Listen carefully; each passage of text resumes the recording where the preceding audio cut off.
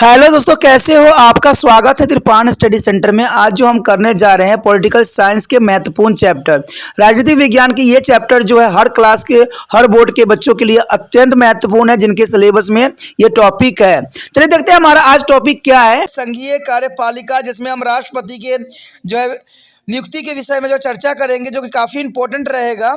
कहते हैं अगर राष्ट्रपति को देखा जाए तो पहले पढ़ चुके कि भारत एक जो है प्रभुत्व संपन्न लोकतांत्रिक गणराज्य है। भारत के राष्ट्रपति जो हमारे राष्ट्रीय अध्यक्ष है, इसका निर्वाचन अप्रत्यक्ष रूप से होता है। यानी देखा जाए तो राष्ट्रपति की जो सिलेक्शन होती है वो जनता के द्वारा नहीं होता है। जनता के जो सदस्य भेजे गए होते हैं पार्लियामेंट, लोकसभा, राज्यसभा में, उनके द्वारा ये चुना जाता है। यानी देखा जाए तो इंडिया में जो है राष्ट्रपति चुनाव अप्रत्यक्ष रूप से होता है, लेकिन हम अमेरिका की बात करें तो वहाँ प्रत्यक्ष रूप से होता है। यानी ये दोनों में बहुत ही अंतर होता है। अगर बात करें हम राष्ट्रपति की योग्यता के ऊपर तो कहते हैं सबसे पहली बात तो एक ही होता है कि वो भारत का नागरिक होना अत्यंत महत्वपूर्ण है। वो जो है 35 वर्ष की आयु पूरा कर चुका हो और वो लोकसभा तथा राज्यसभा सदस्य बनने की योग्यता रखता हो। वो किसी भी लाभदायी पद पर आसीन न हो, अर्थात जो है प्रतिशाही सरकारी कर्मचारी होना चाहिए। इस संदर्भ में राष्ट्रपति, उपराष्ट्रपति, राज्यपाल तथा केंद्र तथा राज्य में मंत्री के पद को लाभ का पद नहीं माना जाता है। राष्ट्रपति के पद पर जो है आसीन व्यक्ति संसद का सदस्य या राज्य में विधायक नहीं हो सकता। यदि कोई संसद या विधायक राष्ट्रपति के पद के लिए निर्वाचित हो जाता है तो उसका संसद अथवा विधानमंडल के स्थान उस दिन से रिक्त माना जाता है जिस दिन से वह राष्ट्रपति पद जो है ग्रहण करता है। अब देखते हैं कि हमारा जो राष्ट्रपति के जो निर्वाचन की प्रक्रिया है वो किस विधि से पूरा होता है और किसके जो है किस प्रकार गणना किया जा सकता है। देखिए, राष्ट्रपति का निर्वाचन एक जो है निर्वाचक मंडल द्वारा होता है, जिसमें संसद के दोनों सदन अथवा लोकसभा एवं राज्यसभा तथा राज्य के विधानसभाओं के सभी निर्वाचित सदस्य होते हैं। संसद के मनोनीत सदस्य तथा राज्य विधान परिषद के मनोनीत सदस्य इस निर्वाचन मंडल के सदस्य नहीं होते हैं। निर्वाचन अनुपातिक जो है प्रतिनिधित्व के आधार पर एकल संक्रमण प्रणाली द्वारा किया जाता है। मतदान गुप्त मंत्र द्वारा होता है, यानी मतदान जो होती गुप्त होती है। कहते संविधान निर्माता चाहते थे कि संसद के निर्वाचित सदस्यों के मत तथा सभी राज्यों की विधानसभाओं के निर्वाचित सदस्यों को मत एक सामान्य हो। इसलिए मतों की समानताओं को सुनिश्चित करने के लिए उन्होंने एक तरीका निकाला जिसके द्वारा प्रत्येक निर्वाचित संसद विधायक को वोट का मूल्य निर्धारित किया जा सकता है। किसी राज्य की विधानसभा के प्रत्येक विधायक के मत का मूल्य कुछ इस सूत्र द्वारा जो है निकाला जा सकता है। यानी वोट का जो वैल्यू है निकालने के लिए ये होता है कि राज्य की कुल संख्या उस क्षेत्र में कितनी है और राज्य विधानसभा कुल निर्वाचित सदस्यों की संख्या कितनी है, और उसको डिवाइड करना होता है 1000 से। यानी सरल शब्दों में हम इस प्रकार भी कह सकते हैं कि राज्य की कुल संख्या को राज्य विधानसभा के निर्वाचित सदस्यों की संख्या से भाग करके जो है भागफल को फिर 1000 से भाग दिया जाए।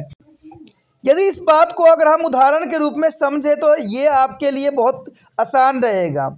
मान लीजिए पंजाब की जनसंख्या जो है 1,35,51,660 है तथा विधानसभा सदस्यों की संख्या जो है 104 है, तो प्रत्येक विधायक के मत का मूल्य क्या होगा? और मत के मूल्य निकालने के लिए आपको जो होगा, देखिए यहाँ पर 1,35,51,000 लिया गया है और 104 नीचे है और डिवाइडेड बाय 1000 किया गया है। जब इसको सोल्यूशन करोगे तो आपको आएगा 130 आएगा, 0.29 आएगा। तो इसका कारण क्या है? इसका मतलब यही हुआ कि 130 जो है उस विधायक के जो है वोटिंग का वैल्यू माना जाएगा। अपूर्णांक संख्या बनाने का तरीका जो है 29 पॉइंट में है, जो 50% से कम होता है तो उसको नहीं जोड़ा जाता है। यानी देखा जाए तो अगर 50 से ऊपर होता है तो उसको एक नंबर जोड़ दिया जाता है, अगर 50 से कम होता है तो उसमें वो नंबर नहीं जुड़ता है। यानी अगर मान लीजिए कि यहाँ पर 130 है और यहाँ 29 है तो ये एक जो है 130 ही रहेगा। अगर मान लीजिए अगर यहाँ पर 29 के जगह पर अगर यहाँ पर 60 या 59 या 55 होता तो इसमें एक जुड़ जाता, यानी ये हो जाता है 131 हो जाता। तो इस तरह से जो है गणना किया जाता है। तो ये गणना करना बहुत आसान होता है और इसी से जो है उसके वोटिंग का वैल्यू जो होता है पता लगता है। संसद के प्रत्येक सदस्य के जो है मत का मूल्य निकालने के लिए सभी राज्यों तथा केंद्र शासित क्षेत्र दिल्ली एवं पांडिचेरी की विधानसभाओं के सभी सदस्यों के मत जोड़कर लोकसभा तथा राज्यसभा के सभी निर्वाचित संसदों की संख्या से विभाजित किया जाता है। यानी एक संसद का मत जो होती है सभी विधान सभाओं के निर्वाचित विधायकों के कुल मत और संसद के दोनों सदनों के कुल निर्वाचित सदस्यों की संख्या। यानी हम उदाहरण के लिए तो देख ऐसे हो सकता है कि सभी राज्यों की विधान सभाओं के मतों को जोड़ दिया जाए। मान लीजिए यह संख्या जो है 5,44,961 है और संसद के कुल निर्वाचित सदस्यों की संख्या जो है 776 है। तो इसको जो है प्रत्येक संसद के मत किसके रूप में दिया जाएगा। देखिए इसको डिवाइड करके निकाला गया तो 702 है, लेकिन अगर देखिएगा तो पॉइंट जो है 50 से नीचे नीचे है, तो इसका मतलब है कि ये 702 ही रहेगा, 703 नहीं हो पाएगा, क्योंकि इसकी 50 से नीचे नीचे होता है तो उसको एक नहीं जोड़ा जाता। अगर 50 से ऊपर होता है पॉइंट के आगे तो एक जो है जुड़ जाता है। कहते हैं एकल संगठन संदर्भ जो है मत प्रणाली। कहते हैं राष्ट्रपति का निर्वाचन अनुपातिक प्रतिनिधित्व के आधार पर एकल संक्रमित मत प्रणाली से होता है। इस प्रणाली में सभी जो है प्रत्याशियों के नाम जो है मत पत्र पर लिखे जाते हैं और मतदाता उनके आगे संख्या लिखते हैं। प्रत्येक मतदाता मत पत्र पर जो है वरीयता क्रम में उतनी पसंदें लिखता है जितने प्रत्याशी होते हैं। उसी प्रकार वह अन्य प्रत्याशी के नाम के आगे भी अपने संसद पसंद के आधार पर संख्या 2, 3 या 4 आदि लिख देता है। यदि पहली पसंद न लिखी जाए अथवा एक से अधिक अप्रत्याशी के नाम के आगे पहली पसंद लिखी जाए तो मत अवैध घोषित कर दिया जाता है। यानी आपको एक को ही चुनना होगा जो आपके लिए मनपसंद होगा। अगर हम मतगणना परिणाम की घोषणा की बात करें तो वो भी एक अलग तरीके से होता है। कहते हैं राज्य विधानसभाओं के सदस्य अपना मतदान राज्य की राजधानियों में करते हैं, जबकि संसद सदस्य अपना मत दिल्ली या राज्य की राजधानियों में भी कर सकते हैं। मतगणना नई दिल्ली में होती है। पहली पसंद के आधार पर सभी प्रत्याशी के मत जो है अलग अलग करके गिन लिए जाते हैं। निर्वाचित घोषित होने के लिए कुल डाले गए जो है वैध मतों के 50% से अधिक मत प्राप्त करना आवश्यक होता है। इसे कोटा अथवा न्यूनतम आवश्यक अंक कहते हैं। कोटा निकालने के लिए कुल डाले गए अवैध मतों की निर्वाचित होने वाले प्रत्याशी की संख्या में एक जोड़कर भाग किया जाता है। क्योंकि केवल राष्ट्रपति को ही निर्वाचित होना है, इसलिए 1+1 अर्थात 2 से भाग भी दिया जाता है। न्यूनतम अंकों को जो 50 से अधिक बनाने के लिए जो है भागफल 1 जोड़ दिया जाता है। इसलिए कोटा का जो होगा यहाँ फॉर्मूला कुल डाले गए वैध मत 1+1+1, यानी पहली गणना में केवल पहली पसंद ही गिना जाता है। यदि कोई भी प्रत्याशी कोटा प्राप्त कर लेता है तो उसे विजय घोषित कर दिया जाता है। यदि कोई भी प्रत्याशी आवश्यक न्यूनतम अंक अथवा कोटा प्राप्त नहीं कर सकता है तो सबसे कम पहली पसंद प्राप्त करने वाले प्रत्याशी को दूसरे पसंद के आधार पर उसके मतों का हस्ताक्षर बाकी प्रत्याशी में कर दिया जाता है। इस प्रकार सबसे कम मत प्राप्त करने वाले प्रत्याशी का नाम हटा दिया जाता है। यानी इसमें एक इम्पोर्टेंट बात होता है कि जो व्यक्ति को कम से कम वोट मिला, अगर मान लीजिए किसी का जो है राष्ट्रपति तय नहीं हुआ है तो इसमें कहते हैं इसके एक आंकड़ा होता है 10,001, जो 10,001 आंकड़ा पार कर लेता है उसी को ही राष्ट्रपति घोषित किया जाता है। और मान लीजिए कोई इतना आंकड़ा पार नहीं कर चुका हो तो इसमें जो है सबसे कम जिसको वोट मिला हो उसको जो है हटा दिया जाता है, यानी नाम से हटा दिया जाता है। दूसरी गणना के आधार पर किसी भी प्रत्याशी को वंचित मत मिल जाए तो उसे राष्ट्रपति पद के लिए विजय घोषित कर दिया जाता है। यदि अब भी किसी प्रत्याशी को कोटा नहीं प्राप्त होता है तो सबसे कम मत प्राप्त करने वाले प्रत्याशी को मत उसकी तीसरी पसंद के आधार पर बाकी जो है प्रत्याशी में हस्ताक्षर कर दिए जाते हैं। यह प्रक्रिया तब तक चलती रहती है जब तक कि कोई भी प्रत्याशी वांछित मत प्राप्त करके विजय घोषित नहीं होता है। आइए हम इसके बारे में उदाहरण की सहायता समझने के प्रयास करें।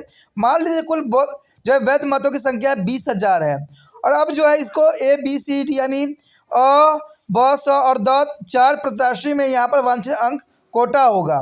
तो आपको पता ही है कि 20,000 1+1+1 यानी इसकी संख्या जो होगी 10,001 होगी। मान लीजिए पहली गणना में चारों प्रत्याशियों को पहली पसंद के आधार पर मिले मत कुछ इस प्रकार है।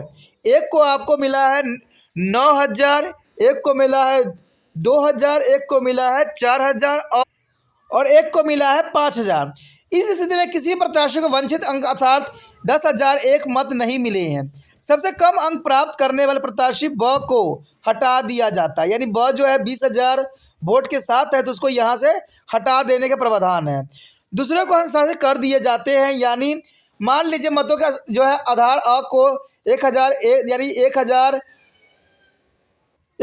संख्या और 500 तथा 400 मत मिले हैं, तब उसकी स्थिति इस प्रकार होगी। तो उसी अनुसार हम इसको क्या करते हैं प्लस कर देते हैं, जिसमें अ जो होता है 9,000 + 1,000 10 तो 10,100 हो जाता है। यानी 10,100 हो जाता है। अगर बात 100 की करें तो 4,500 होता है, तो प्लस करेंगे तो 4,500 में आ जाएगा। अगर 10 की बात करें तो यहाँ 5,000 प्लस 400 है तो 5,400 होगा। तो इसमें आप देख सकते हो कि यहाँ पर जो है अ को जो है पूरी तरह से बहुमत मिल चुका है, यानी यहाँ पर जो है जो है यहाँ पर विजय घोषित हो चुका है। तो इससे जो है विजय घोषित करना बहुत ही आसान होता है। राष्ट्रपति का पद ग्रहण करने से पूर्व उसे भारत के मुख्य न्यायाधीश की उपस्थिति में शपथ लेनी भी होती है। तो इस प्रकार जो है राष्ट्रपति की घोषणा हो जाती है और राष्ट्रपति जो है देश के लिए चुन लिया जाता है। देखिए दोस्तों, यहाँ पर अगर हम राष्ट्रपति की अगर हम नियुक्ति के विषय में चर्चा किए तो हटाने के विषय में भी चर्चा करना अत्यंत महत्वपूर्ण रहेगा। तो हमारा जो टॉपिक है राष्ट्रपति कार्यकाल तथा पद से हटाने की क्या प्रक्रिया है। कहते हैं अगर देखा जाए तो राष्ट्रपति 5 वर्ष की अवधि के लिए निर्वाचित किया जाता है। वो अवधि समाप्त होने पर पुनः चुनाव भी लड़ सकता है। यद्यपि जो है स्थापित परंपरा के अनुसार वह तीसरी बार इस पद के लिए चुनाव नहीं लड़ता है। भारत के प्रथम राष्ट्रपति डॉक्टर राजेंद्र प्रसाद 2 बार पूरे कार्यकाल के लिए चुने गए थे। राष्ट्रपति कार्यकाल पूरे होने से पहले भी त्याग पत्र दे सकता है या यह पद उसकी मृत्यु के कारण भी खाली हो सकती है। उसका कार्यकाल शपथ ग्रहण कर पद लेने की तिथि को आरंभ हो जाती है, यानी जब वो शपथ ग्रहण करता है तभी से वो राष्ट्रपति के लिए मनोनीत किया जा सकता है। बात अगर हम करें विशेष अधिकार एवं अनुमुक्ति का, तो कहते हैं वह अपने कार्य के लिए किसी न्यायालय के प्रति उत्तरदायी नहीं होता है।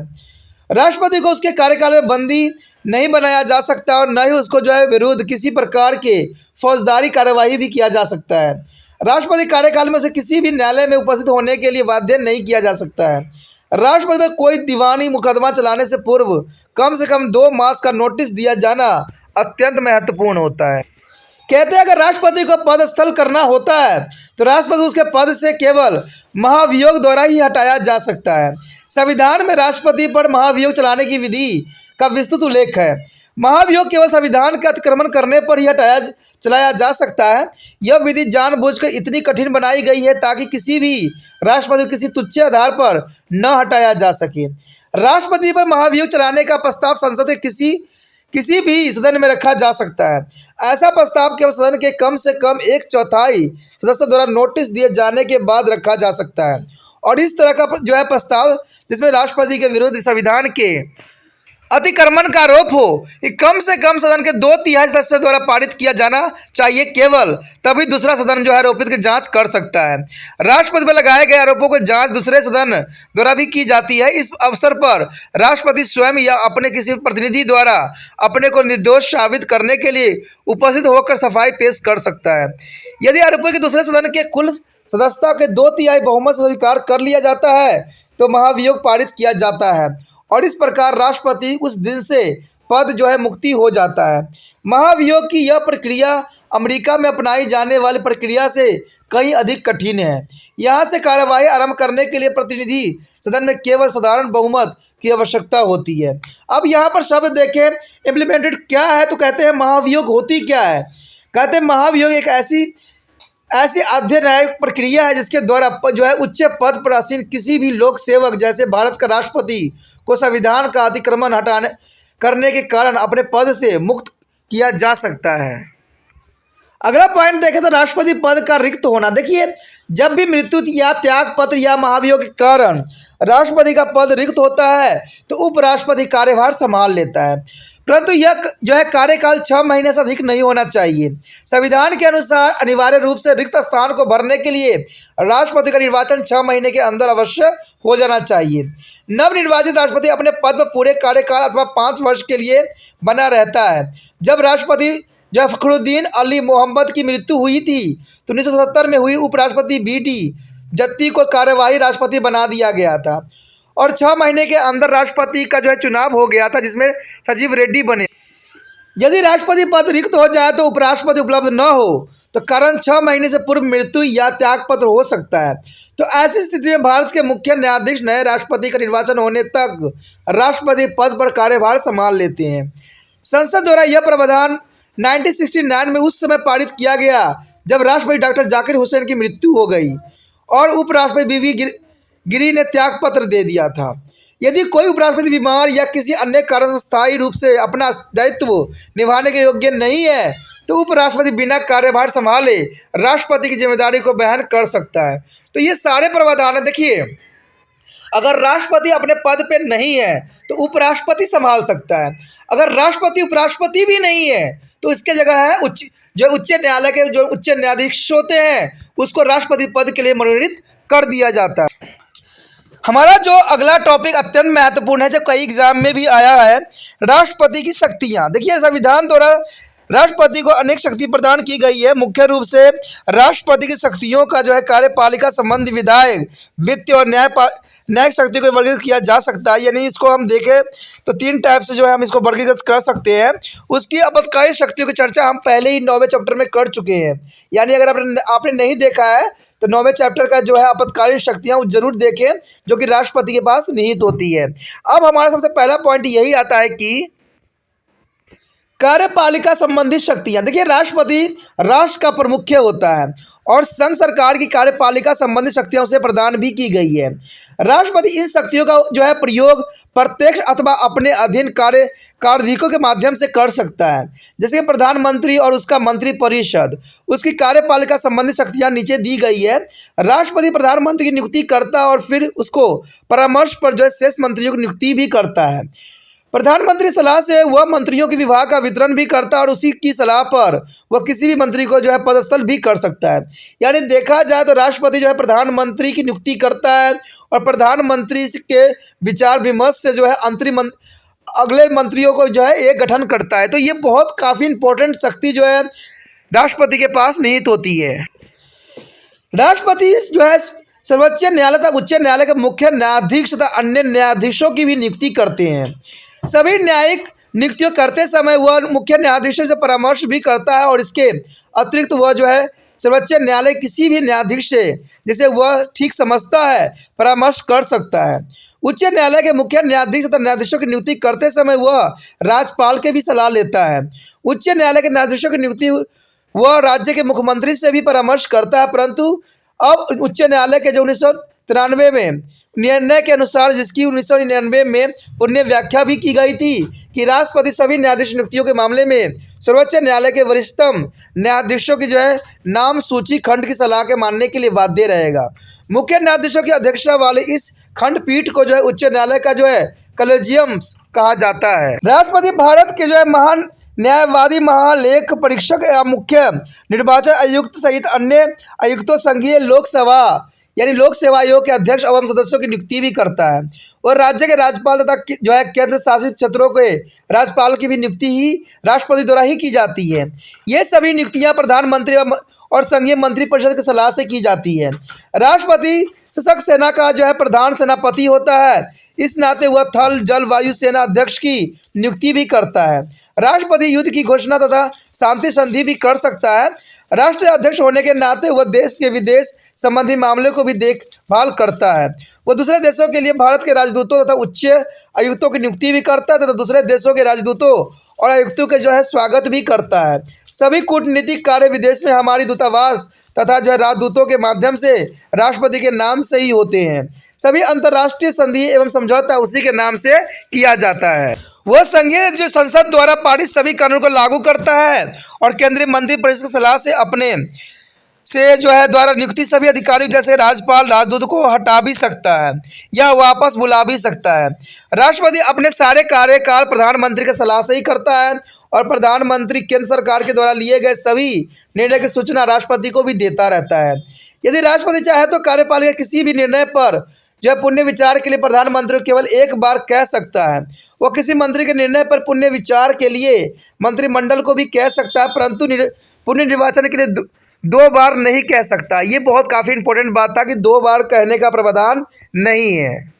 उसके पश्चात है विधायक शक्ति, यानी संसद का विभिन्न अंग होने के नाते राष्ट्रपति को अनेक जो है विधायक शक्तियां भी प्राप्त है। ये शक्तियां इस प्रकार है, राष्ट्रपति संसद के सदनों के अधिवेशन आमंत्रित कर सकता है या उनकी बैठक स्थगित भी कर सकता है। वो संसद का अधिवेशन वर्ष में कम से कम 2 बार बुला सकता है, परंतु किन्हीं भी 2 सूत्रों के बीच 6 माह से अधिक का अंतर होना नहीं चाहिए। राष्ट्रपति को यह शक्ति भी प्राप्त है कि प्रधानमंत्री की सिफारिश पर वह लोकसभा के कार्यकाल की समाप्ति से पूर्व भी भंग कर सकता है। सामान्य स्थिति में वो लोकसभा 5 वर्ष के लिए पश्चात ही भंग करता है।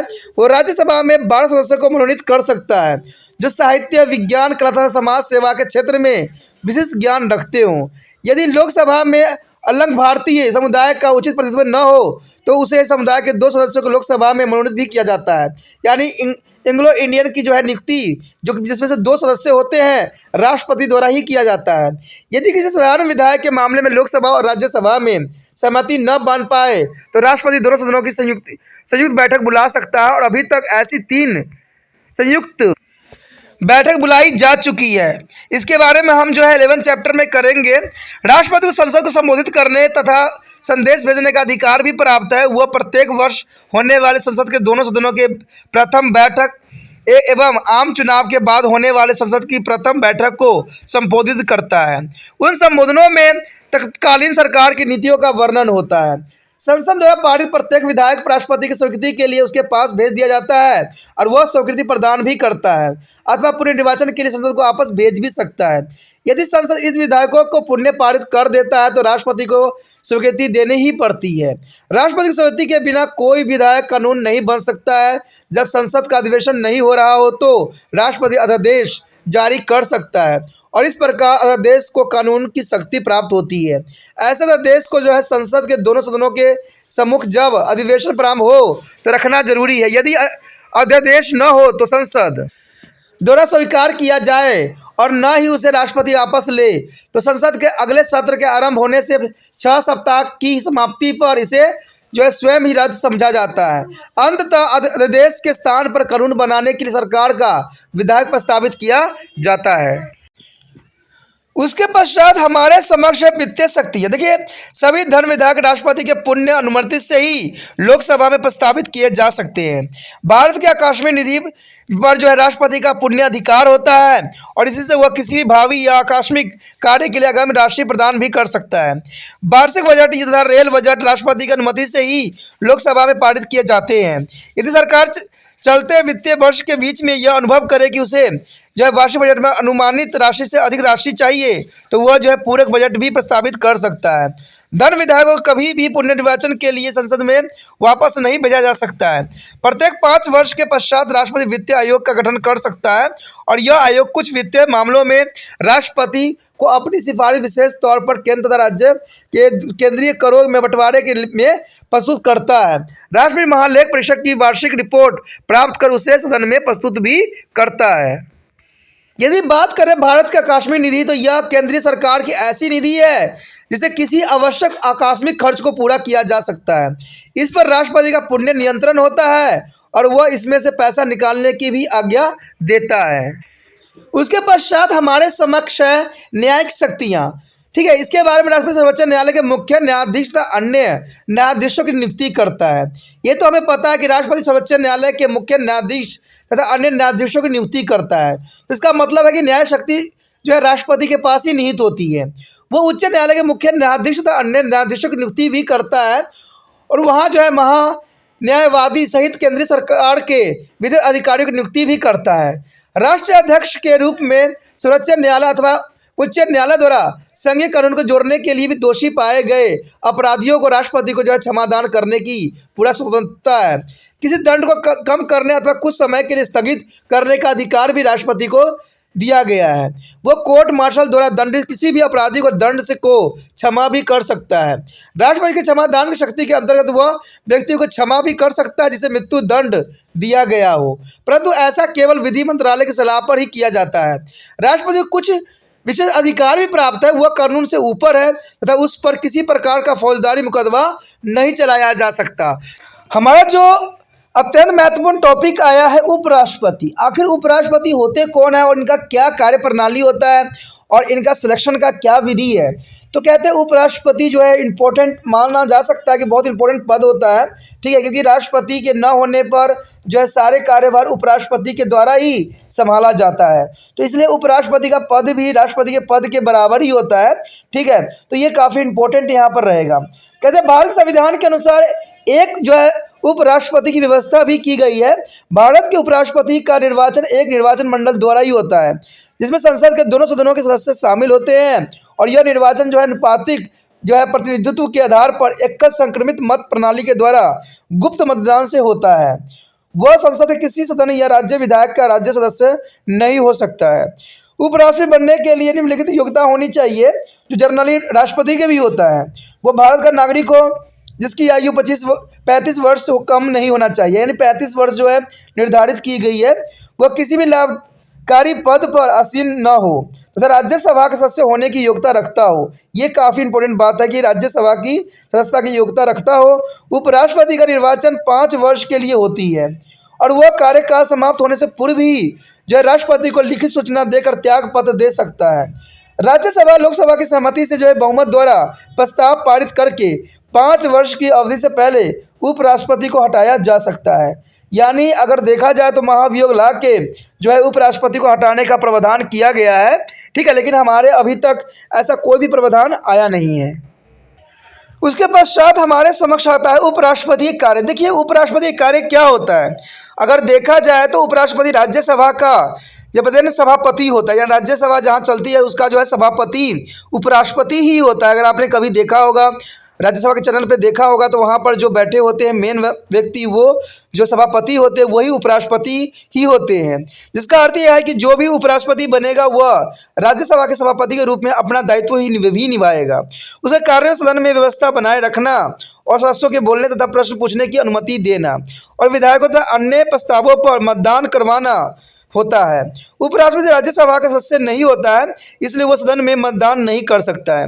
परंतु यदि किसी विधायक के पक्ष या विपक्ष में मतदान के समय मतों की संख्या बराबर हो जाए तो उस कंडीशन में वो अपना जो है निर्णायक मत दे सकता है ताकि कोई निर्णय निकल सके। कहते हैं जब कभी मृत्यु या त्याग पत्र में महाभियोग के कारण राष्ट्रपति का पद खाली हो जाता है तो उपराष्ट्रपति ही कार्यवाहक राष्ट्रपति का कार्य करता है। यानी मृत्यु हो जाए, रिजाइन दे दे या महाभियोग से हटाने के प्रावधान हो तो इस कंडीशन में जो है उपराष्ट्रपति ही राष्ट्रपति का सारे कार्यभार संभालता है। लेकिन इसकी भी एक समय सीमा है, 6 महीने के कार्यभार संभालना होता है, 6 महीने से अधिक नहीं होता है। इस काल में उसे राष्ट्रपति की पूरी शक्तियाँ प्राप्त हो जाती है और कार्यवाहक राष्ट्रपति के रूप में वह राज्यसभा का सभापति नहीं कर सकता है। यदि राष्ट्रपति अस्थायी रूप से अपना कार्य करने में असमर्थ हो तो बिना कार्यवाहक राष्ट्रपति बने उपराष्ट्रपति उसके जो है दायित्व को निभाता है और उसको ही ये कार्य करना होता है। यदि हम यहाँ बात करें प्रधानमंत्री तथा मंत्री परिषद की तो कहते हैं प्रधानमंत्री का पद जो है अत्यंत महत्वपूर्ण है, क्योंकि कहते हैं हमारे देश में राष्ट्रपति जो होते हैं सिर्फ नाम मात्र के होते हैं। इनका सारे शक्ति जो होता है प्रधानमंत्री में निहित होता है और सारे कार्य जो है प्रधानमंत्री के ही अकॉर्डिंग होता है। तो इसलिए प्रधानमंत्री का जो पद है भारत में अत्यंत महत्वपूर्ण माना जाता है, क्योंकि सारे जो राजनीतिक कार्यविधि होते हैं वो प्रधानमंत्री के अंतर्गत ही होते हैं। लेकिन भारत में प्रधानमंत्री की जो चुनाव होती है, इलेक्शन होती है, तो उसमें कैसे जो है प्रधानमंत्री को बनाया जाता है, तो ये बहुत बड़ा क्वेश्चन आपके समक्ष रहेगा। तो इसी पे जो है हम आज चर्चा करेंगे कि प्रधानमंत्री की सिलेक्शन कैसे होती है, प्रधानमंत्री की शक्तियाँ क्या है, ठीक है, प्रधानमंत्री सबसे बड़ा हेड क्यों होता है, क्यों जो है राष्ट्रपति नाम मात्र का ही शासन चलाते हैं जबकि सारे शक्ति जो होता है प्रधानमंत्री के ही अंतर्गत घूम रहा होता है। तो ऐसा क्या सिस्टम बनाया गया है। अगर हम अमेरिका की बात करें तो अमेरिका में सारे शक्ति जो होती है राष्ट्रपति के अंतर्गत ही होती है, चाहे उसमें अगर लोकसभा हो चाहे आपका कुछ भी हो, लेकिन वहाँ पर सारी शक्तियाँ जो है राष्ट्रपति के इर्द गिर्द ही घूमता है। कहते हैं वहाँ पर कांग्रेस है, उसके पास सिर्फ विधान पालिका का ही शक्ति है, जिसमें सीनेट भी आता है। न्यायपालिका में न्यायपालिका के पास शक्ति होती है और राष्ट्रपति के पास सारी शक्तियाँ होता है, सभी फैसले लेने के अधिकारी होते हैं। लेकिन इंडिया में ऐसा नहीं है। इंडिया में जो है राष्ट्रपति नाम मात्र का ही होता है, सारे शक्तियाँ जो होते हैं प्रधानमंत्री के अंतर्गत ही घूमते हैं। चलिए देखते हैं प्रधानमंत्री उनके मंत्री परिषद की गठन कैसे होती है और किस प्रकार जो है ये देश के भविष्य के लिए बनते हैं। राष्ट्रपति की कार्यपालिका लंबी शक्ति का प्रयोग मंत्री परिषद द्वारा ही किया जाता है। संविधान के अनुसार राष्ट्रपति कार्य में सहयोग और परामर्श के लिए जब प्रधानमंत्री के नेतृत्व में एक मंत्री परिषद होगी, जिसके बिना राष्ट्रपति अपना कार्य नहीं चला सकता। राष्ट्रपति देश के सर्वैधानिक अध्यक्ष होता है, परंतु प्रधानमंत्री सरकार जो है वास्तविक अध्यक्ष होता है। देखिए यहाँ पर देश के सर्वैधानिक अध्यक्ष राष्ट्रपति को ही बना गया है, परंतु प्रधानमंत्री सरकार का वास्तविक अध्यक्ष होता है, यानी रियल होता है। ये जो होते हैं राष्ट्रपति नाम मात्र के ही भारत में होते हैं। यदि हम बात करें प्रधानमंत्री की नियुक्ति, आखिर प्रधानमंत्री की नियुक्ति होती कैसे है? तो प्रधानमंत्री की नियुक्ति राष्ट्रपति करता है, परंतु उसे जो है प्रधानमंत्री चुनने की स्वतंत्रता नहीं होती है। देखिए, राष्ट्रपति जो है प्रधानमंत्री नियुक्ति करता है, लेकिन प्रधानमंत्री की नियुक्ति राष्ट्रपति ऐसे नहीं कर सकता है कि हम किसी भी व्यक्ति को ले और उसको हम प्रधानमंत्री बना दें। ठीक है, सामान्यतः उसे बहुमत प्राप्त दल के नेता को ही सरकार बनाने के लिए आमंत्रित करना पड़ता है। मान लीजिए हमारे देश में जो इलेक्शन होते हैं उसमें सबसे अधिक जिसको बहुमत मिलता है उसी में से किसी एक को जो है बना दिया जाता है प्रधानमंत्री। जैसे आपने देखा भी होगा 2004 में कि जब सोनिया गांधी की जीत हुई थी, कांग्रेस पार्टी की जीत हुई थी, तो वहाँ पर जो है सोनिया गांधी जी को बनाने के लिए आमंत्रण किया गया था पार्टी में, लेकिन उन्होंने अपने आप को प्रधानमंत्री न बना के जो है मनमोहन सिंह जी को जो है प्रधानमंत्री देश के बनाया गया था। और ये 2 टाइम तक यानी 10 साल तक जो है भारत में अपना जो है महत्वपूर्ण योगदान भी दिए थे। तो ये सारे कंडीशन यहाँ पर वही बनता है कि जो जिस दल को जो है बहुमत प्राप्त हो जाती है उसी को ही प्रधानमंत्री उन्हीं पार्टी में से किसी एक व्यक्ति को जो है नियुक्त किया जाता है। यदि किसी भी एक दल के स्पष्ट बहुमत प्राप्त नहीं होता है तो उस समय व्यक्ति को आमंत्रित करता है जिसे 2 या 2 से अधिक दलों के समर्थन से लोकसभा में बहुमत प्राप्त हो। यानी देखिए, जब अगर पूरा बहुमत नहीं मिलता है तो आपको पता ही है, साधारण शब्दों में बताऊंगा कि ये गठबंधन हो जाती है।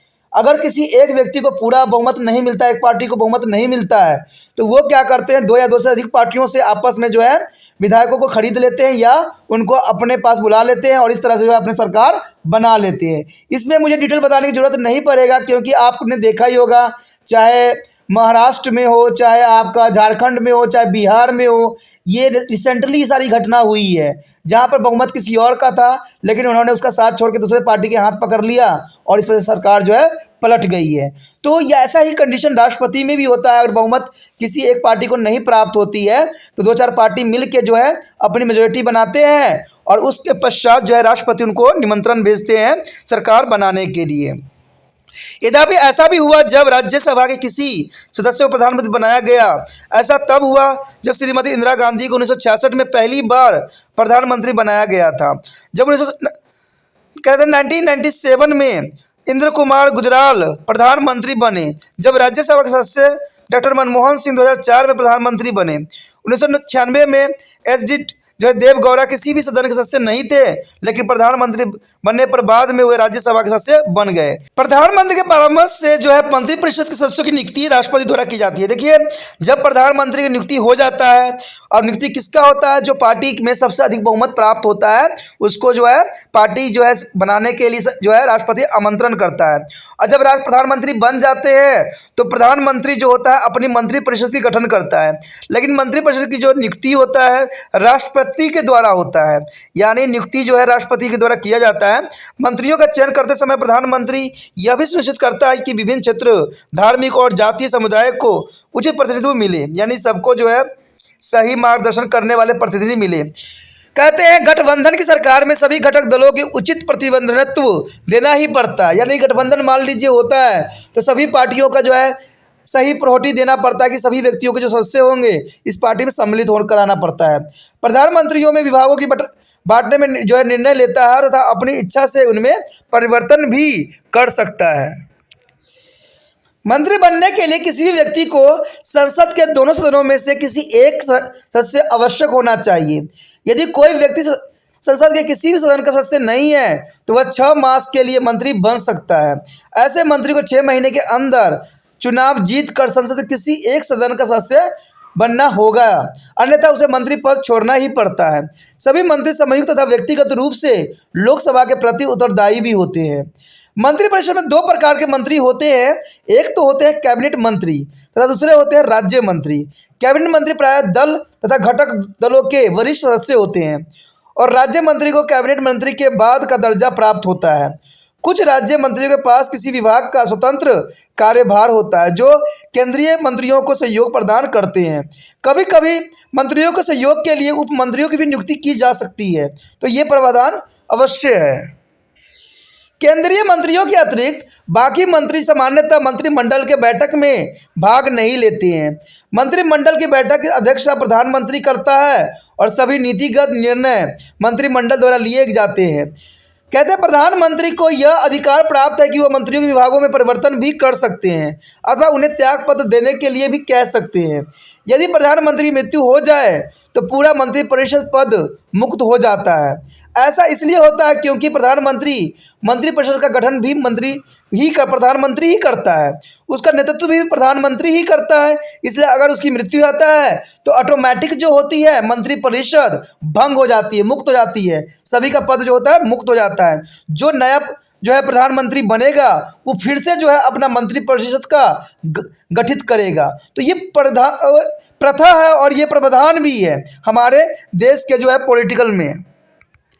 उसके पश्चात है हमारे समक्ष प्रधानमंत्री के कार्य एवं शक्तियाँ। अब देखिए प्रधानमंत्री कार्य और शक्ति जानना अत्यंत महत्वपूर्ण है, क्योंकि जैसे मैंने आपको बताया था कि राष्ट्रपति जो सिर्फ होते हैं नाम मात्र का, सारे शक्ति जो होते हैं प्रधानमंत्री के अंदर निहित होती है। प्रधानमंत्री केंद्र सरकार का सबसे महत्वपूर्ण एवं शक्तिशाली अधिकार होता है। वो सरकार का अध्यक्ष होता था, लोकसभा का नेता होता है। वो राष्ट्रपति का प्रमुख सलाहकार तथा अंतर्राष्ट्रीय मामलों के देश का जो है स्पष्ट प्रवक्ता भी होता है। उसकी भूमिका अति तुलनीय होता है और देश के प्रशासन के दिशा निर्देश भी प्रदान करता है। मंत्रिपरिषद का अध्यक्ष होने के नाते वो उन मंत्रियों का चयन भी करता है जिन्हें राष्ट्रपति द्वारा मंत्री पद की शपथ दिलवाई जाती है। वास्तव में मंत्रियों का चयन प्रधानमंत्री ही करता है और वो तब तक अपने पद पर बना रहता है जब तक प्रधानमंत्री का विश्वास उसमें बना हुआ है। जैसे ही विश्वास खत्म होगा उसे जो है अपनी पद को छोड़ना पड़ जाता है। प्रधानमंत्रियों में विभागों का विभाजन भी करते हैं, यानी प्रधानमंत्री जो होते हैं मंत्रियों के लिए जो है सभी विभाग निश्चित करते हैं कि कौन व्यक्ति किस विभाग में कार्यरत होंगे और अपनी इच्छा से उनके विभागों में परिवर्तन भी कर सकता है। प्रधानमंत्री किसी मंत्री को हटा भी सकता है अथवा उसे त्यागपत्र देने के लिए भी कह सकता है। प्रधानमंत्री मंत्रिमंडल की जो है बैठकों की अध्यक्षता करता है तथा कार्यवाही को भी चलाता है। मंत्रिमंडल का अध्यक्ष होने के नाते वह इसके निर्णय को काफ़ी हद तक प्रभावित भी कर सकता है। वह विभिन्न मंत्रियों के कार्य में समन्वय स्थापित भी करता है। यदि मंत्रियों में कोई सहमति हो तो उसे भी प्रधानमंत्री ही सुलझाता है। प्रधानमंत्री राष्ट्रपति तथा मंत्रिमंडल के बीच की कड़ी का कार्य करता है।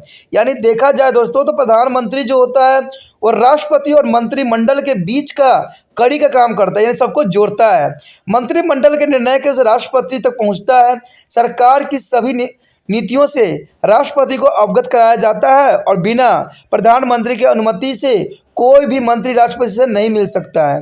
राष्ट्रपति द्वारा किए जाने वाली सभी महत्वपूर्ण नियुक्तियां प्रधानमंत्री की सलाह से ही होता है।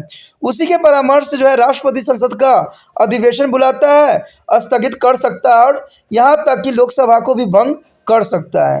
तो ये काफ़ी इंपॉर्टेंट रहता है कि वो लोकसभा को भी भंग करने की जो है प्रावधान उसके पास निहित होते हैं।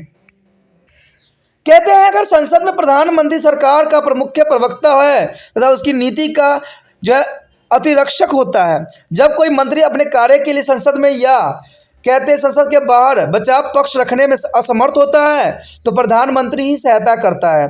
प्रधानमंत्री सरकार का नेता है और राष्ट्र उससे मार्गदर्शन की आशा सदैव रखता है। आम चुनाव के समय प्रधानमंत्री जनता का जनादेश देने के लिए कहता है और देश के आंतरिक तथा बाहरी नीति निर्धारण में प्रधानमंत्री की भूमिका अत्यंत महत्वपूर्ण होता है। चाहे सार्क बैठक हो या संयुक्त राष्ट्र हो या गुटनिरपेक्ष की बैठक हो, सभी में जो है प्रधानमंत्री ही प्रतिनिधित्व करता है और दूसरे देशों के साथ होने वाली सभी अंतर्राष्ट्रीय समझौते तथा जो संघीय प्रधानमंत्री की सहमति से ही संपन्न होता है। वह देश की नीति का प्रमुख प्रवक्ता होता है। सरकार तथा संसद दोनों में प्रधानमंत्री को एक विशिष्ट स्थान प्राप्त है। यही उसे एक बहुत ही सशक्त अधिकारी बना देता है। उसकी स्थिति एवं शक्तियाँ उसके व्यक्तित्व पर निर्भर करता है। जवाहरलाल नेहरू तथा इंदिरा गांधी जैसे सतर वाला व्यक्ति ऐसे व्यक्ति से सदैव अधिक प्रभावशाली होंगे जिनमें दुर्दशा की कमी है अथवा जो समर्थन के लिए अपने दल से बाहर के लोगों पर निर्भर करता है। प्रधानमंत्री न केवल संसद का बल्कि राष्ट्र का भी नेता होता है। प्रधानमंत्री को अपने दल के सभी सदस्यों का सर्वोच्च सहयोग प्राप्त करना होता है। अल्पसंख्यक सरकार में प्रधानमंत्री को बाहर से समर्थन पर निर्भर रहना पड़ता है, जिससे उसकी प्रभावशाली भूमिका में रुकावट आ सकती है। कहते हैं अगर देखा जाए हमारा जो अगला टॉपिक है मंत्रिपरिषद तथा मंत्रिमंडल। देखिए यहाँ पर साफ शब्दों में इस बात को उजागर करने की कोशिश किया गया है कि मंत्रिपरिषद या मंत्रिमंडल जैसे शब्द का प्रयोग प्राय एक दूसरे के लिए कर लिया जाता है। हम कभी मंत्रिपरिषद भी कह देते हैं, कभी हम मंत्रिमंडल भी कह देते हैं। वास्तविक में ऐसा नहीं है। संविधान के 44वें संशोधन से पूर्व मंत्रिमंडल शब्द का प्रयोग संविधान में नहीं किया गया था। यानी मंत्रिमंडल का जो है संविधान में कहीं भी इसकी बात नहीं आई थी। आइए हम मंत्रिपरिषद और मंत्रिमंडल में अंतर जानें। इसमें मुख्य अंतर इस प्रकार है, मंत्रिपरिषद में सभी प्रकार के मंत्री होते हैं। देखिए, मंत्रिपरिषद में सभी प्रकार के मंत्री होते हैं, जैसे कैबिनेट मंत्री भी उसमें होता है और राज्य मंत्री भी होता है। जबकि मंत्रिमंडल में केवल वरिष्ठ मंत्री ही होते हैं। मंत्रिमंडल में सिर्फ वरिष्ठ मंत्री होते हैं, यानी जो बुजुर्ग होते हैं वही होते हैं या काफ़ी एक्सपीरियंस वाले होते हैं। इसमें मंत्रियों की संख्या जो होती है 15 से 20 भी हो सकती है, जबकि मंत्रिपरिषद में 70 से अधिक मंत्री हो सकते हैं। यानी मंत्रिपरिषद में जो है संख्या यहाँ पर 70 से भी अधिक हो सकते हैं। संपूर्ण मंत्रिपरिषद की बैठक कभी कभी ही होती है। दूसरी ओर मंत्रिमंडल की बैठक आवश्यकता अनुसार बार बार भी होती रहती है। सरकार की नीति तथा कार्यक्रम का निर्धारण मंत्रिमंडल ही करता है, न कि मंत्रिपरिषद। तो आप समझ गए होंगे कि मंत्रिपरिषद जो होती है बहुत सारे मंत्री होते हैं, उसमें कैबिनेट मंत्री भी सम्मिलित होता है और राज्य मंत्री भी होते हैं, और इसकी संख्या जो होता है मंत्रिपरिषद की वो 70 से अधिक होती है। लेकिन अगर देखा जाए तो मंत्रिमंडल जो कि सिर्फ वरिष्ठ नेता ही इसमें सम्मिलित होते हैं और इसकी संख्या जो होती है 15 से 20 होती है। तो ये आप अच्छे से समझ भी गए होंगे, समझ भी आ गया होगा। सरकार की नीति तथा कार्यक्रम का निर्धारण मंत्रिमंडल की ही करता है, न कि मंत्रिपरिषद। इस प्रकार मंत्रिमंडल मंत्रिपरिषद के नाम से ही कार्य करता है तथा उसी की ओर जो है कार्य भी करता है। उसके पश्चात हमारे समक्ष आता है मंत्रिमंडल कार्य एवं शक्तियाँ। कहते हैं मंत्रिमंडल की शक्तियाँ विशाल एवं जिम्मेदारियाँ अनेकों है। राष्ट्रपति की सभी कार्यपालिका संबंधी शक्तियों का प्रयोग मंत्रिमंडल के नेतृत्व में मंत्रिमंडल ही करता है। मंत्रिमंडल देश की आंतरिक एवं विदेशी नीतियों के निर्धारण संबंधी सभी प्रमुख निर्णय भी लेता है। लोगों को बेहतर जीवन की परिस्थितियां उपलब्ध कराने के लिए भी मंत्रिमंडल नीति निर्धारण करता है। यह राष्ट्रीय वित्त पर जो है नियंत्रण भी रखता है और सरकार द्वारा किए जाने वाले सारा खर्च तथा आवश्यक राशि जुटाना इसकी जिम्मेदारी हो जाती है। राष्ट्रपति द्वारा संसद में दिए गए जाने वाले अभिभाषण की विस्तृत जो है विषय वस्तु भी जो है मंत्रिमंडल ही तैयार करता है। जब संसद का अधिवेशन न हो रहा हो तो राष्ट्रपति द्वारा अध्यादेश जारी करने का दायित्व भी इसी पर ही होता है। प्रधानमंत्री के माध्यम से जो है मंत्रिमंडल की सलाह पर राष्ट्रपति संसद का अधिवेशन भी बुलाता है और संसद के कार्यक्रम की रूपरेखा भी मंत्रिमंडल ही तैयार करता है। अगर देखो दोस्तों, यहाँ पर आप कन्फ्यूज़न होते रहोगे कि हाँ मंत्रिमंडल ही बार बार आ रहा है और शब्द नहीं समझ में आ रहा है, तो आपको ये समझना होगा कि मंत्रिमंडल का वहाँ पर सारे कार्य होता है। ठीक है, सारे तरह के रूल रेगुलेशन जो है मंत्रिमंडल के अंतर्गत ही बनाई जाती है। जैसे अमेरिका में सीनेट जो होती है, जो कांग्रेस का ही पार्ट होता है, सारे दायित्व सीनेट के पास ही होता है। लेकिन अगर हम देखें निचले सदन, तो निचला सदन जो होता है सिर्फ नाम मात्र का होता है। लेकिन हमारे यहाँ जो होता है निचला सदन बहुत शक्तिशाली होता है और अमेरिका में निचला सदन जो होता है बिल्कुल कमज़ोर होता है, और भारत में जो ऊपरी सदन होता है वो बहुत कमज़ोर होता है, और अमेरिका में जो ऊपरी सदन जो होती है काफ़ी स्ट्रॉन्ग होती है। तो दोस्तों, हमारे समक्ष यही आया है कि मंत्रियों का उत्तरदायित्व, आखिर क्या रिस्पॉन्सिबिलिटी होते हैं इन मंत्रियों को। हम पहले ही पढ़ चुके हैं कि राष्ट्रपति के परामर्श तथा सहयोग देने के लिए मंत्रिपरिषद होती है, जिसका नेतृत्व प्रधानमंत्री करता है, और संविधान के अनुसार मंत्रिपरिषद के प्रसाद काल तक अपने पद पर बने रहते हैं। यानी परंतु वास्तव में लोकसभा के प्रति उत्तरदायी और लोकसभा के उन्हें हटा सकती है। कहते हैं वस्तुतः यह है कि संविधान में कहा गया है कि मंत्रिपरिषद केवल लोकसभा के प्रति उत्तरदायी होगा, दोनों सदन के प्रति नहीं। मंत्रिपरिषद उत्तरदायित्व संसाधनात्मक सरकार का एक आवश्यक लक्षण होगा। मंत्रिपरिषद जो दायित्व को जो है सिद्धांत के दो आयाम होते हैं, एक तो होता है सामूहिक उत्तरदायित्व, एक होता है व्यक्तिगत उत्तरदायित्व। तो देखते हैं पहला जो है सामूहिक उत्तरदायित्व क्या है। पहला जो हमारे समक्ष आता है सामूहिक दायित्व। हमारे संविधान में स्पष्ट कहा गया है कि मंत्रिपरिषद सामूहिक रूप से लोकसभा के प्रति उत्तरदायी होगा। इसका वास्तविक अर्थ यह है कि मंत्री लोकसभा के प्रति केवल व्यक्तिगत रूप से ही उत्तरदायी नहीं, अथवा सामूहिक रूप से भी होते हैं। कहते सामूहिक दायित्व के दो निहित अर्थ होता है। पहला यही कि मंत्रिपरिषद का प्रत्येक सदस्य मंत्रिमंडल के प्रत्येक निर्णय की जिम्मेदारी स्वीकार भी करता है। मंत्रिपरिषद की सभी सदस्य इकट्ठे तैरते हैं तथा इकट्ठे ही डूबते भी हैं, यानी इकट्ठे उनको चलना भी है, इकट्ठे उनको आगे बढ़ना भी है। जब मंत्रिमंडल द्वारा कोई निर्णय लिया जाता है तो प्रत्येक मंत्री को बिना किसी झिझक से उसका समर्थन करना होगा।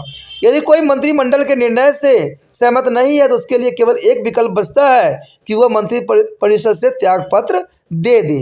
सामूहिक उत्तरदायित्व का तात्पर्य यह है कि मंत्री सरकार के साथ मतदान भी करे। यदि प्रधानमंत्री आग्रहपूर्वक कहे तो उसका समर्थन करे और बाद में संसद में या अपने निर्वाचन क्षेत्र में अपने इस निर्णय की आलोचना को इस आधार पर रद्द न करे कि वह इस निर्णय से सहमत नहीं था। दूसरी यह कि प्रधानमंत्री के विरुद्ध अविश्वास का प्रस्ताव पारित होना समूचे मंत्रिपरिषद के लिए विरुद्ध अविश्वास है। इसी प्रकार लोकसभा में भी यदि किसी भी सरकारी विधायक का बजट के विरुद्ध बहुमत नहीं होता है तो सारे मंत्रिपरिषद को विरुद्ध अविश्वास है, न कि केवल विधायक प्रस्ताव करने वाले के विरुद्ध। यानी कहा जाए तो कहते हैं कि अगर कोई व्यक्ति किसी संस्था से जुड़ा हुआ है, अगर कोई व्यक्ति एक व्यक्ति का आलोचना किया जाता है तो इसका प्रभाव सभी व्यक्तियों पर ही पड़ता है। मान लीजिए कोई अगर व्यक्ति गलत करता है तो इसका प्रभाव सिर्फ उस व्यक्ति पे नहीं पड़ता है, उसके पूरे परिवार पर पड़ता है। तो यही बात यहाँ समझाने की कोशिश किया गया है। मान लीजिए एक पुलिस वाला गलत कर रहा है, गलत काम कर रहा है, तो इससे पूरा डिपार्टमेंट ही बदनाम होती है। ये डायलॉग आपने फिल्मों में भी सुना होगा। उसके पश्चात दूसरा पॉइंट यही बताता है व्यक्तिगत उत्तरदायित्व। देखिए, व्यक्तिगत उत्तरदायित्व का मतलब होता है अपना स्वयं। कहते हैं, मैं आपको हमेशा एक बात बताता हूँ कि कोई मंत्री होता है या कोई देश का प्रतिनिधि होता है, वो निजी कभी नहीं होता है, वो सार्वजनिक होता है और उसका फैसला भी सार्वजनिक होना चाहिए, ना कि निजी होना चाहिए। तो ये बात तो आपके लिए जरूरी था। अब देखते हैं व्यक्तिगत उत्तरदायित्व क्या होती है। यद्यपि मंत्री लोकसभा के प्रति सामूहिक रूप से उत्तरदायी होता है, यद्यपि वे लोकसभा के प्रति व्यक्तिगत रूप से भी उत्तरदायी होता है और प्रधानमंत्री अथवा मंत्रिमंडल की सहमति के बिना यदि किसी मंत्री द्वारा किए गए किसी कार्य का आलोचना होता है तो उसे संसद द्वारा स्वीकार नहीं किया जाता है, तो व्यक्तिगत उत्तरदायित्व लागू होता है। इसी प्रकार यदि किसी मंत्री का व्यक्तिगत व्यवहार अभद्र अथवा अप्रश्नात्मक हो तो सरकार पर कोई प्रभाव पड़े बिना उसे त्यागपत्र देना होगा। यदि कोई मंत्री सरकार का बोझ बन जाता है अथवा मंत्री प्रधानमंत्री के लिए सिर दर्द बन जाता है तो उसे पद छोड़ने के लिए ही कहा जा सकता है। तो ये व्यक्तिगत उत्तरदायित्व होता है कि वो संसद को सही मानने दे और सही रूल रेगुलेशन के साथ अपना कार्य संपन्न भी करे। अगर हम बात करें अविश्वास प्रस्ताव की तो इसका मतलब यही होता है कि यह प्रस्ताव विधायकों के किसी भी सदस्य द्वारा मंत्रिपरिषद के विरुद्ध निम्न सदन अथवा अभिक्त अविश्वास है। यदि विधायक इसे पारित कर देता है तो मंत्रिमंडल को मंत्रिपरिषद को त्यागपत्र देना पड़ जाता है। यानी विधायक इसे पारित कर दिया जाता है तो मंत्रिपरिषद को त्यागपत्र देना स्वाभाविक बात बन जाती है। इसी के साथ दोस्तों हमारा ये टॉपिक और चैप्टर दोनों ही खत्म हो जाते हैं। हम अगले चैप्टर में मिलेंगे जो कि काफ़ी इंपॉर्टेंट रहेगा आप लोगों के लिए। तो आप इसी तरह तिरपान सेंटर को लाइक शेयर सब्सक्राइब करते रहिए, समझते रहिए। लेकिन दो बात आपको भूलना नहीं है। पहली ये कि जितना हो सके इस वीडियो को दूसरे बच्चों तक भी पहुंचाने का संकल्प लेना है और ये संकल्प पूरा आप ही से होगा जब तक ये आप व्हाट्सएप स्टेटस पे नहीं लगाओगे। दूसरी इंपॉर्टेंट बात ये रहती है कि जितना हो सके सब्सक्राइब करके रख लो तो ही अच्छा है, क्योंकि अगर पहली बार वीडियो देख रहे होते तो सब्सक्राइब करने से ये होगा कि आपको समय समय पर मेरे वीडियो का नोटिफिकेशन प्राप्त होता रहेगा। मान लीजिए अगर कोई टॉपिक अगर आप YouTube पर सर्च करते हो तो उस पर आपको मेरा वीडियो जल्दी प्राप्त नहीं होगा, क्योंकि ये उस YouTube का प्रावधान है कि जो पहले से ही है वो उसी का आगे दिखाया जाता है। लेकिन अगर आप सब्सक्राइब करके रखोगे तो आप मेरे चैनल पे जा सकते हो, वहाँ पर आपको वीडियो का ऑप्शन मिलता है जहाँ पर सारे वीडियो आपको लाइन वाइज दिख जाता है। जो टॉपिक आपके लिए महत्वपूर्ण होगा उसको चला के अपने कहीं भी सेव कर सकते।